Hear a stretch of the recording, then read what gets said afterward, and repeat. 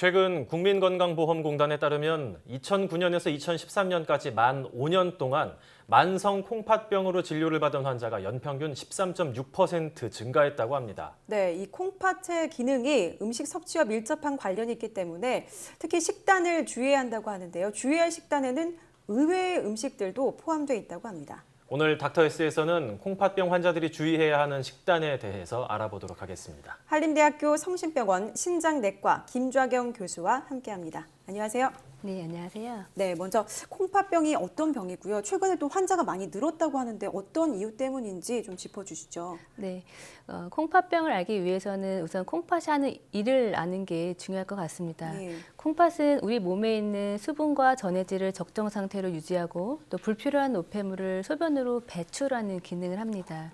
이러한 콩팥의 기능이 서서히 나빠져서 이제 기능이 회복을 하지 못할 때 우리가 만성 신부전이라고 혹은 만성 콩팥병이라고 명명을 하게 됩니다.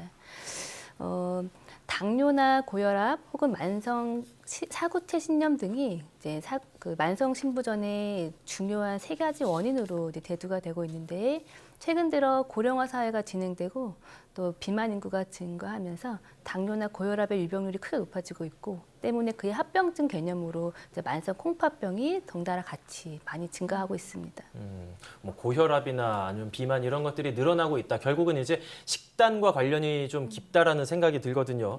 콩팥병이 식단을 좀 주의해야 하는 이유 어떤 쪽에서 찾아볼 수 있을까요? 네, 그렇습니다.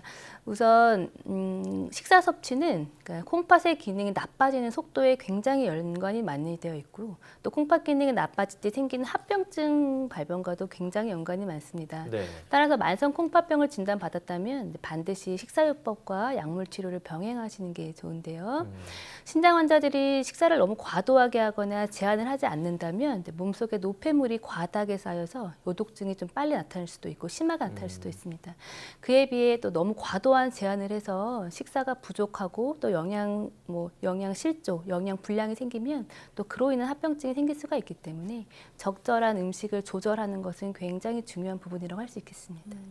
이 콩팥병 환자들이 주의할 것 중에 의외의 음식이 있다라고 앞서서 저희가 소개를 드렸는데 어떤 것들이 있는지 저희가 그림으로 네. 한번 준비해봤습니다. 함께 보시죠. 콩팥병 환자 이것 주의해라. 첫 번째가 밥인 것 같은데요. 잡곡밥인 것 같죠. 잡곡밥은 건강한 식단의 상징 같은 건데 이게 왜 해로울 수 있는지 궁금하거든요.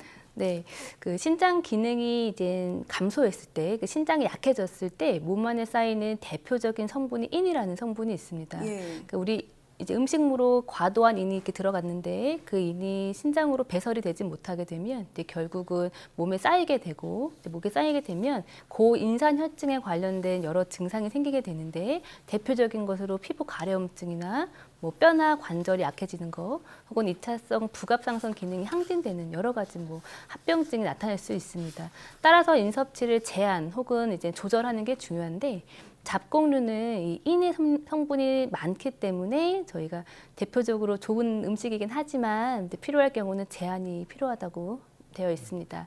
특히 잡곡류 중에서도 현미나 뭐 검정쌀, 차수수나 율무 이런 정도가 인의 함량이 매우 높습니다.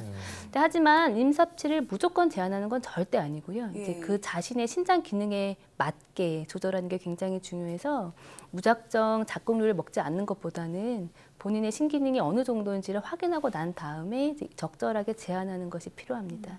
물론 이제 뭐 신장이 안 좋아서 병원을 찾는다면 이제 의사 선생님이 거기에 맞춰서 말씀을 해주시긴 하겠지만 여기에 대한 정보가 좀 있고 인을 좀 주의해야 한다. 나에게 맞는 인 섭취량이 어느 정도 되는지는 확실하게 알고 넘어가는 게 좋겠군요. 그럼요. 예. 네, 그렇습니다. 잡곡밥 말고도 이제 또 나머지 세 가지 종류의 음식들이 있는데 어떤 것들이 있는지 또 차근차근 살펴보겠습니다.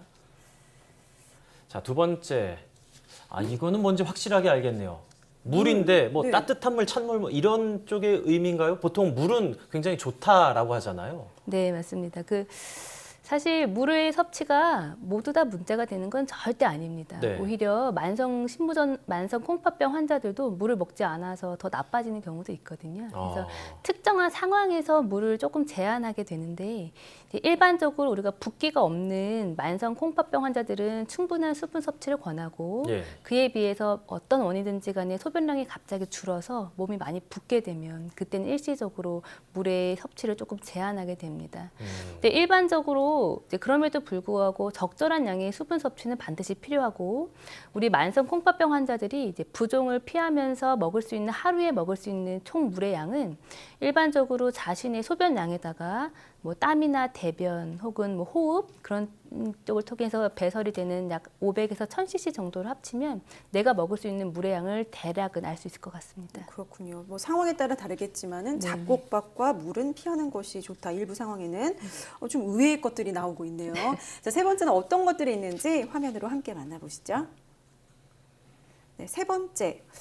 여러 가지 채소들이 지금 나와 있는 것 같은데 이것도 좀 의외인 것 같아요. 몸이 좋지 않으면 채소 많이 먹어라 그러는데 채소는 왜 해당이 되는 걸까요? 네, 신선한 채소와 과일인데요. 네. 이제 채소 안에 있는 칼륨이라는 성분이 또 문제가 됩니다. 그러니까 아까 인과 비슷하게 이제 신장 기능이 떨어지면 칼륨의 배설이 아주 빠른 속도로 감소하게 되는데 칼륨의 수치가 갑작스럽게 높아지면 갑자기 근육의 기능이 떨어진다거나 아니면 심장의 부정맥박 같은 치명적인 합병증이 생길 수 있어서 칼륨은 반드시 조심하셔야 됩니다. 특히 신선한 채소, 과일, 뭐 육류 이런 데 풍부한데 특히 푸른잎 채소에 아주 많아요. 그래서 근대나 뭐 시금치, 상추 이런 거에 굉장히 많습니다. 근데 칼륨을 100% 제한하는 건 사실은 불가능합니다. 예. 네, 그래서 우리가 칼륨이 있는 성분을 많이 제한하긴 하지만 결론은 적절한 조리법을 통해서 칼륨을 조금 제거한 다음에 그런 음식을 먹게 권유를 하고 있고 그 적절한 조리법을 아는 게 중요합니다. 그래서 식재료 뭐 같은 것들을 얇게 점이거나 채를 썰어서 차가운 물에 한 2시간 이상 담궈 놓거나 혹은 뜨거운 물에 살짝 데치기만 해도 칼륨의 한 50% 이상이 이제 제거가 된다고 되어 있습니다. 그래서 나는 콩팥이 안 좋으니까 과일, 야채를 절대 입에도 되지 않겠다 이런 게 아니고요. 그런 것들을 먹을 때 적절한 조리법을 거쳐서 이제 드시는 걸 권유하고 있습니다. 만성 콩팥병 환자들에게는 이제 피해야 할 음식뿐만 아니라 어떤 음식들은 어떻게 섭취를 해야 되는지 방법까지 알아야 되니까 조리법까지 아셔야 됩니다. 굉장히 좀 신경을 많이 써야겠다 이런 생각이 들거든요. 지금까지 이제 잡곡밥, 물, 과일이나 채소 이렇게 세 가지를 알아봤는데 마지막 하나 무엇이 남았는지 한번 확인해 보겠습니다.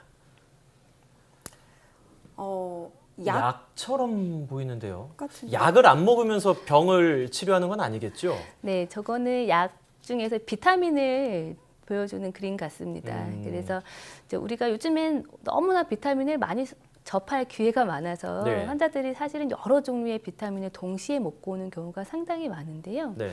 실제 비타민은 그 농도가 소량일지라도 체내 균형을 맞춰주는 중요한 작용을 하기 때문에 비타민이 필요한 건 맞습니다.